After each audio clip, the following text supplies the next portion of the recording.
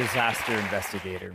In the past 10 years, I've either worked on or helped advise investigations into the Space Shuttle Columbia accident, the reconstruction of Iraq, railway safety, WMD terrorism, and Hurricane Sandy.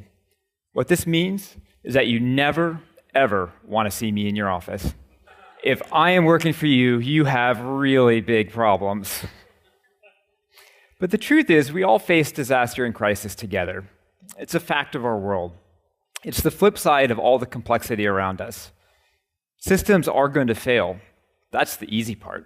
The hard part turns out to be learning from disaster. Today, I'm going to share a story of catastrophic failure and talk about why learning from disaster is key to our future security and prosperity. The story begins on the morning of February 1st, 2003. High above the Pacific Ocean, the crew of the Space Shuttle Columbia, including Indian-American astronaut K.C. Chawla, are strapping in and donning their flight suits and preparing for re-entry. This is video of their descent. It may look calm in that shuttle cockpit, but that space shuttle is traveling at 25 times the speed of sound. That's Bangalore to Chennai in 60 seconds. And that's not lightning that you see outside the shuttle window. That's superheated atmospheric particles called plasma sliming into the shuttle, heating it up. Re-entry is so violent that the wings of the shuttle heat up to 3,000 degrees Fahrenheit. The re-entry proceeded normally until 8:54 a.m. It was at that moment that several sensors started to fail on the shuttle. Soon thereafter, master alarm sounded in the cockpit and NASA lost communications with the crew. 6 minutes after the first sign of trouble, residents of Central Texas heard a crackling boom. This is video of the breakup. The Columbia came apart at 200,000 feet. There were no survivors. This is also where I joined the story. This is me next to the Shuttle Discovery at the Kennedy Space Center. I'd always wanted to be that close to a space shuttle. When I was a kid, I dreamed of being an astronaut. I even learned how to fly. Turns out my vision wasn't good enough for flight training. So I did the next best thing. I went to Harvard. It turned out to be an awful decision. Twice the homework, not nearly as much fun. Instead of rocketing off into space, I rocket off every morning to the office. When I first joined the Space Shuttle Columbia investigation, all of us on the investigation observed what you might call the first rule of investigations. And that rule is that NASA should not investigate itself. It's not that people at NASA are untrustworthy, it's just that people from the outside can often take better measure of the situation. We also follow the second rule of investigations. Never know less than those you're investigating. NASA is full of brilliant rocket scientists, so the board collected a bunch of its own, eventually growing its staff to 140 people. In the beginning, those of us in the investigation were really unsure whether the physical cause would ever be found. Most of the shuttle had burnt up upon re-entry, and what little was left of it was spread over a debris field of 1,000 miles. It took our engineers months to find out what had happened, but eventually the story of the accident's physical cause began to emerge. At 81.9 seconds after launch, a small piece of insulating foam popped off the orange fuel tank of the shuttle and smashed into the wing. When NASA engineers first took a look at this video, they weren't worried. Foam had come off the shuttle many times before and had never caused a serious problem to flight safety. Our investigation, however, found out something different. Our investigation found that that day, when that piece of foam came off, it slammed into the wing and caused a gaping hole. The physical strike of that foam hitting the wing was like throwing a basketball across the court at 500 miles an hour. The foam just didn't hit any part in the shuttle.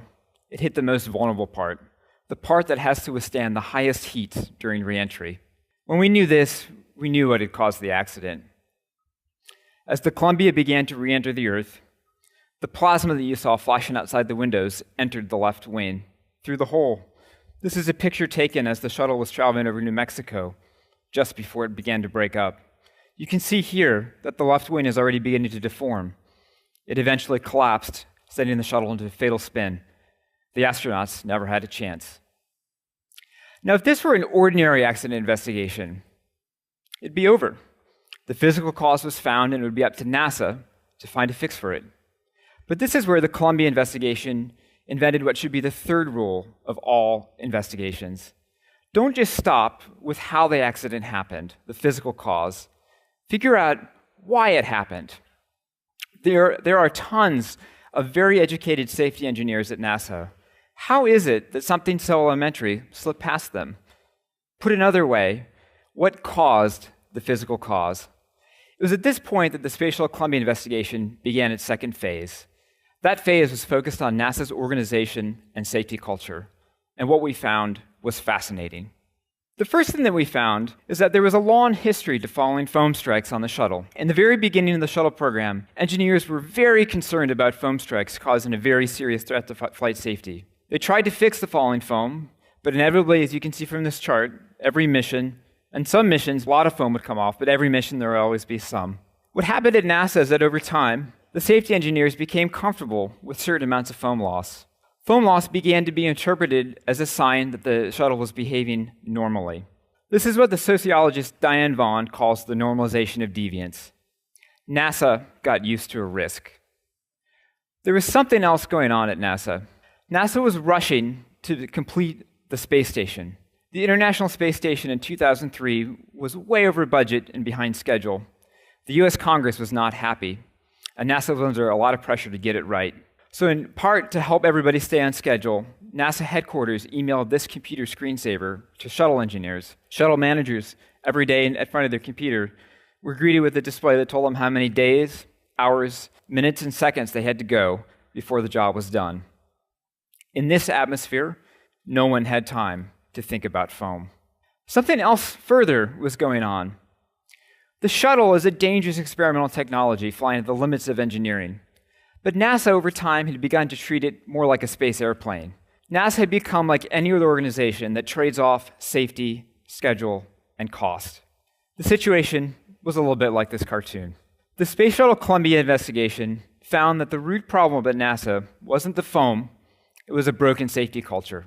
It was the broken safety culture at NASA that led NASA to continue launching shuttles despite potentially catastrophic foam loss. It's what led NASA engineers, when they first saw the video of the foam strike, to believe that there might not be a threat to flight safety. It's what led NASA to silence the voices of several engineers who thought the astronauts were in danger and might need to be rescued. And tragically, it's what led, by the count of the investigation, to 9 missed opportunities to discover the damage and rescue the astronauts. Now, what happened at NASA is not unique. The dynamics of complex systems and the disasters that sometimes they cause are present in many other places around us. In the financial system, in offshore oil exploration, and in our institutions of national security. All complex systems share at least 2 properties in common. The first property is called tight coupling. It means a failure in one part of the system can quickly cascade into another part. A very dramatic example of tight coupling happened in my home state of Ohio in 2003. A single high-tension power line came into contact with overgrown trees. It shorted, and before engineers had any idea what had happened, 256 power plants came offline, plunging the East Coast and Midwest into darkness. It turns out the U.S. electrical grid was far more tightly coupled than anyone imagined. A second property of complex systems is called interactive complexity. Many times, components and particular subcomponents will interact in completely unexpected ways that you can't always anticipate. This happened in the 1979 nuclear disaster at 3 Mile Island. A single cup of water leaked in a secondary cooling system, causing the pumps to shut down, which then caused emergency pumps to shut on. But then, the primary, secondary, and emergency cooling systems started to interact in unexpected ways. Before engineers could figure out how the system was actually behaving, a partial nuclear meltdown occurred. Interactive complexity happens in even more mundane situations than that. Vint Cerf is one of 2 engineers who founded the internet.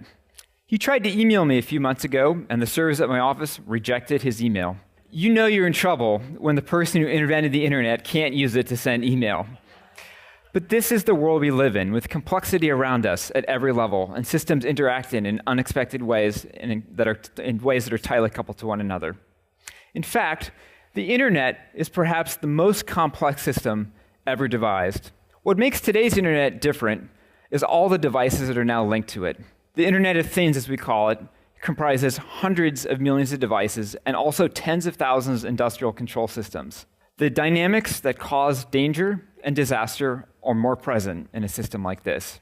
These dynamics also drive our security. This is the chairman of the Joint Chiefs of Staff trying on Google Glasses. Google Glasses are really cool, but the microelectronics that drive them are also fueling a far more deadly era in warfare.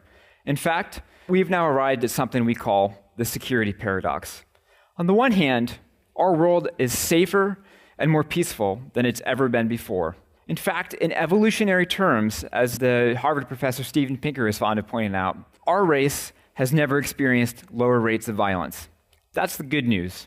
Here's the bad news. That technology I talked about, well, it's also fueling the ability of small groups to be incredibly lethal. This is a chart showing how much damage a small group of people can do over time. As you can see, we're not living today on the right side of the curve. This is where what we've learned about disaster connects with our security environment.